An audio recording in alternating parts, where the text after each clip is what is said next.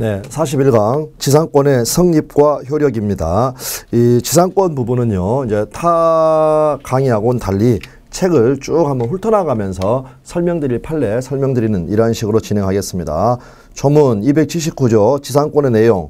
지상권자는 타인의 토지에 건물 기타 공작물이나 수목을 소유하기 위하여 그 토지를 사용하는 권리가 있다. 그래서 지상권 같은 경우는요, 물권적인 토지 사용권이다. 또는 물권적인 토지 이용권이다. 일단 이렇게 생각을 하시면 되겠습니다. 용익 물권이죠. 지상권의 의의와 성립, 의의와 성질. 네, 1번에서는 두 번째 줄 타인 소유물의 사용을 내용으로 하는 제한 물권이고, 그 중에서도 부동산이 가지는 가치 중에서 사용 가치를 독점적으로 지배하는 것을 내용으로 하는 용익 물권에 속한다. 2번 지상권에 기한 토지 사용은 건물 기타 공작물이나 수목을 소유하기 위한 것으로서 그 권리는 존속기간이 매우 길다. 다음 또 지상권은 물권이므로 이른바 처분 승계상의 보호를 받아 예외 없이 새로운 토지 소유자에 대해서도 이를 관철할 수가 있고, 또 토지 임대차의 경우와는 달리 지상권자는 토지 소유자의 동의 없이 그 권리를 양도하거나 존속기간 내에서 목적 토지를 임대할 수가 있다. 그래서 이제 승계상의 보호라는 것은요, 갑소유 토지에 을이란 애가 지상권을 설정받았다. 그 상태에서 주인이 바뀌었다. 그랬다 하더라도요, 땅 뺄 필요가 없다라는 겁니다. 여전히 이 지상권은 존속기간이 만료되지 않은 한 병은, 이것도 시험에 자주 나오는 거죠. 지상권이 설정된 토지를 양수한 자는 지상권자에게 양도를 청구할 수 있다 없다? 없다. 인도를 청구할 수 있다 없다? 없다. 땅 뺄 필요 없다라는 거. 네, 그 내용이 되겠습니다. 3번 지상권은 토지를 목적으로 하는데 용익물권이니까 일부에도 성립할 수 있다. 4번 한편 지상권이라고 해도 토지 위의 공간 또는 지하의 공간을 상하의 범위를 정하여 지상권의 목적으로 할 수도 있다. 이 지상권을 특히 구분 지상권이라고 부르는데 성질은 지상권하고 똑같으니까 크게 신경 쓸 필요는 없습니다. 5번 지상권에 관한 민법 규정의 대부분에 위반하는 약정으로 지상권자에게 불리한 것은 그 효력이 없다. 그래서 지상권의 대부분의 규정은 강행 규정입니다. 성립, 설정행위하고 등기하면 되겠죠. 네, 읽어 보시면 되겠고요. 그 다음에 2번 지상권은요, 소유가 본질이 아니라 건물 기타 공작물을 소유하는 게 본질이 아닌 게 아니라 사용하는 겁니다. 용익 물권입니다. 그러니까 사용이 본질입니다. 사용이 본질. 그래서 지상권은 그 지상의 건물 등을 소유하기 위한 것으로서 설정되면 족하고 건물 등이 실제로 존재하여야 효력이 생기는 것은 아니며, 지상권 설정 당시의 건물 등이 지상권자의 소유에 속하지 않아도 지상권 설정의 효력에는 영향이 없다. 이렇게 되어 있고요. 다음에 3번은 이제 이른바 담보 지상권이라는 겁니다.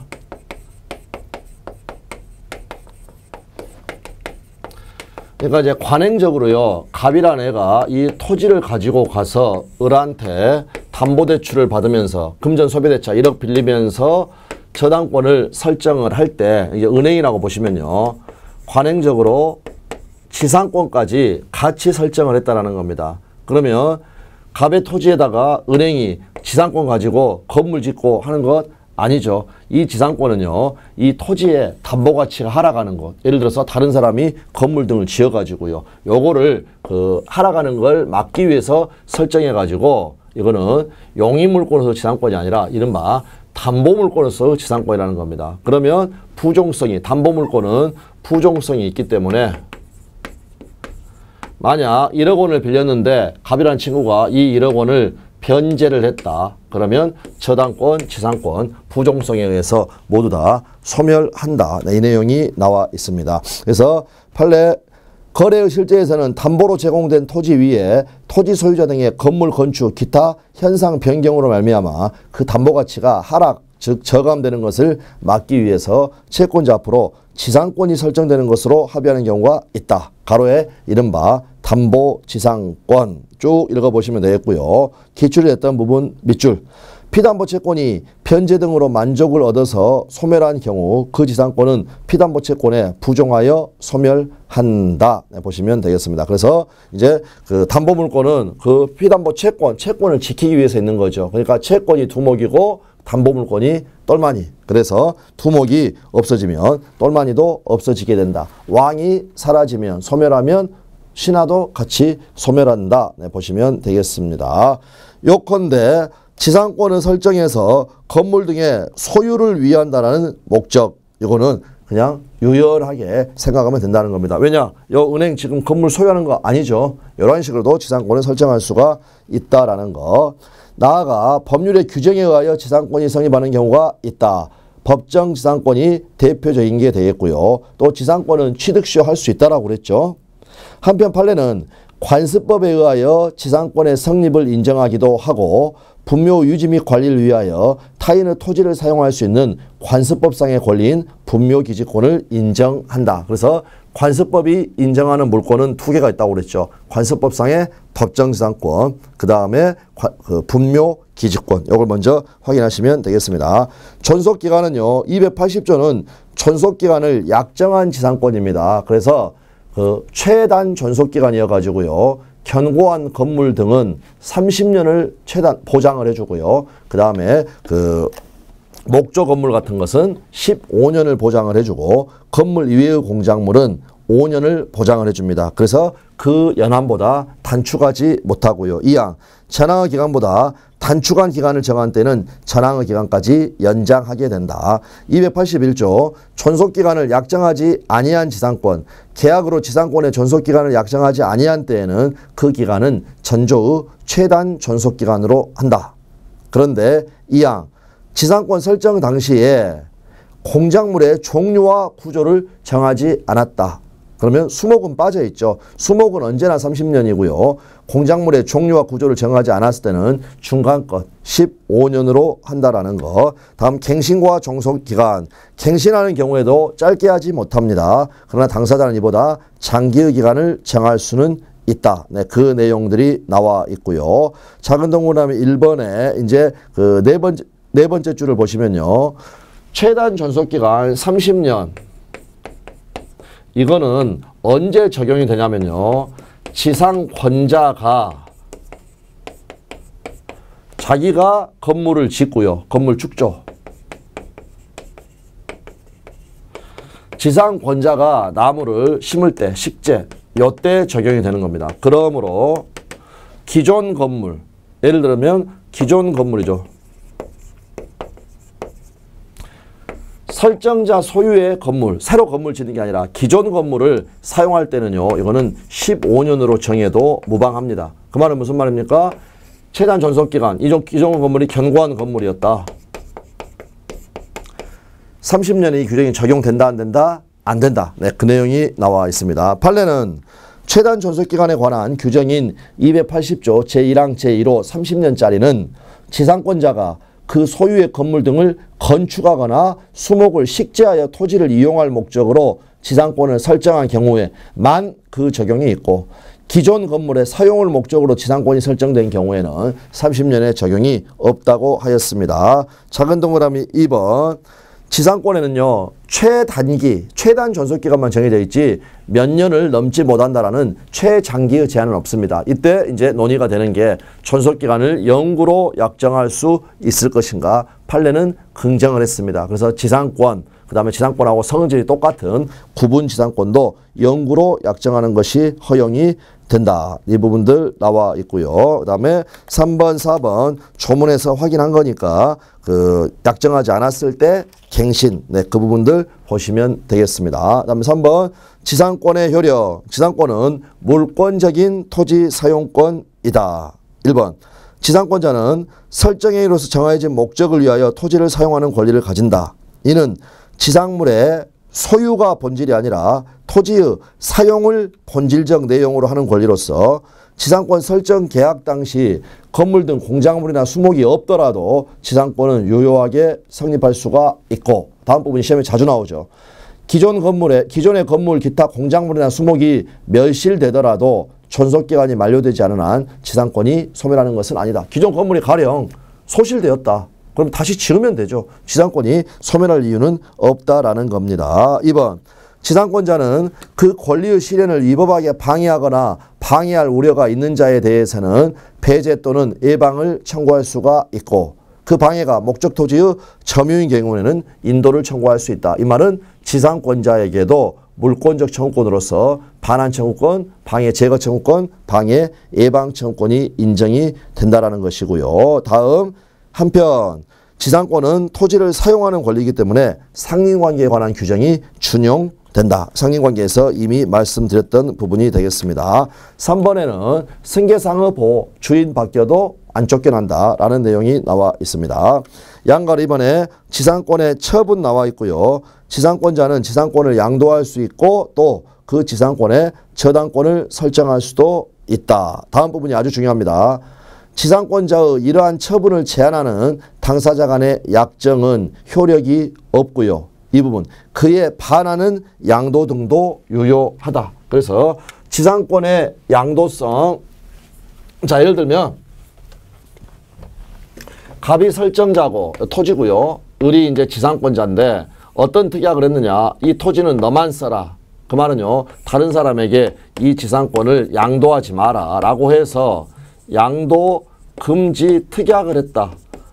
이 특약은 유효다 무효다? 무효다.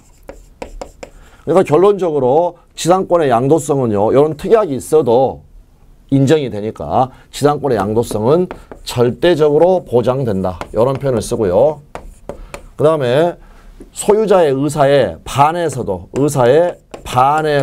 지금 너만 써라 라고 했죠. 의사에 반해서도 양도할 수 있다.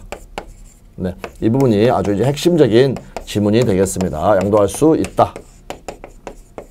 네, 이렇게 확인을 해 두시면 되겠고요. 그 다음에 이제 지상권의 처분 나와 있고요. 기업부터 해가지고 미음까지 쭉 나와 있는 설명은 어떠한 설명이 나와 있는 거냐면 특히 이제 법정지상권인데 갑소유 토지 위에 을이라는 애가 이 토지에 대해서 법률 규정에 의해서 지상권을 취득을 했다. 지상권 취득했다. 예를 들면 366조의 법정지상권 같은 거 되겠습니다. 네, 그러한 상태에서 을이라는 애가 병한테 건물을 양도를 했습니다.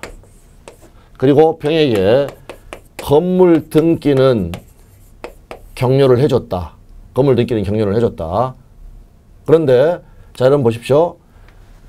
여러분이 한번 병이 돼버리면요. 병이 돼보시면 을이 땅 소유자는 아니죠. 그러한 상태에서 건물만 달랑 사가지고는요. 토지 이용권이 지금 없다라는 겁니다. 토지 이용권이 없다. 타인 소유 토지 위에 건물을 소유하려면 그 토지를 써야 되니까 토지 이용권이 있어야 된다는 겁니다. 그러면 을과 병이 건물 매매를 하면은요. 이 건물 매매 속에는 뭐가 포함되어 있냐면 을이 가지고 있는 법정지상권도 팔기로 하는 게 넘겨져 있다는 겁니다. 즉 타인 소유 토지 위에 건물을 가지고 있는 사람은요. 이 건물 매수인에게 토지 이용권까지 확보를 해줘야 한다. 그리고 을이 건물을 이렇게 양도해주는 그 물권행위 속에는요. 법정지상권도 양도하는 합의가 들어있다라는 겁니다. 그러나 병이라는 애가 건물 등기만 해가지고 법정지상권을 취득하느냐? 그렇지는 않다라는 겁니다. 왜? 건물은 건물 소유권 따로, 을은 또 법정지상권 따로따로 가지고 있죠. 그래서 병이라는 친구는 이 법정지상권의 이전 등기를 받아야,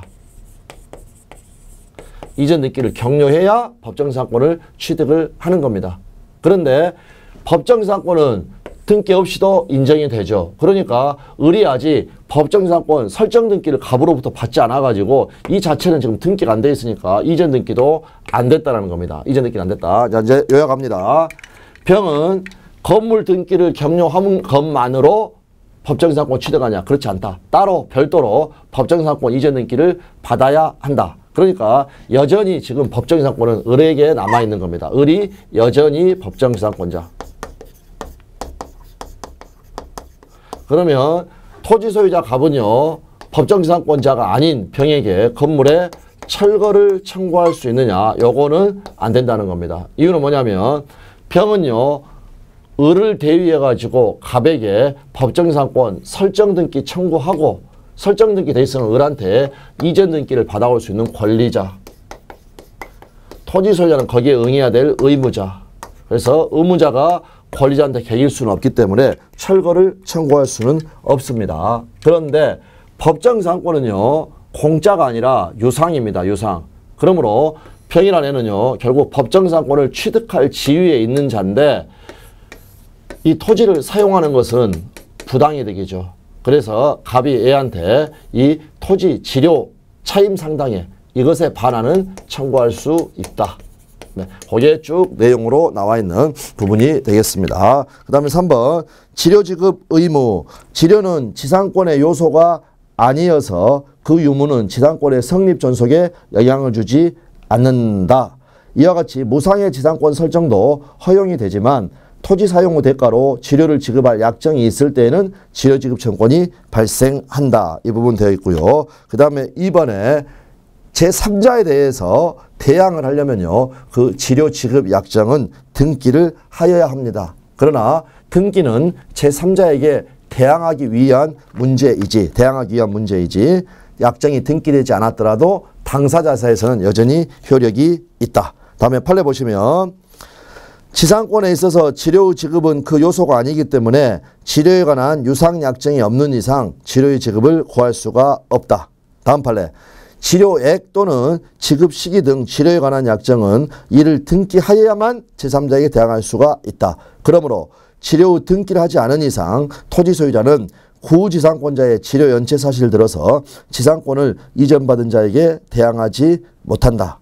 다음, 지상권에 있어서 유상인 지료에 관하여 지료액 또는 그 지급 시기 등의 약정은 이를 등기하여야만 그 뒤에 토지 소유권 또는 지상권을 양수한 사람 등 제3자에게 대항할 수가 있고, 지료에 관하여 등기가 되어 있지 않은 경우에는요, 이거는 무상의 지상권이 되고 무상의 지상권이기 때문에 지료 증액 청구권도 발생할 수가 없다. 이렇게 보시면 되겠습니다. 작은 동그라미 3번에는요, 경제사정 변동을 원인으로 하는 지료 증감 청구권이 인정이 된다. 이 부분들이 나와 있습니다. 네.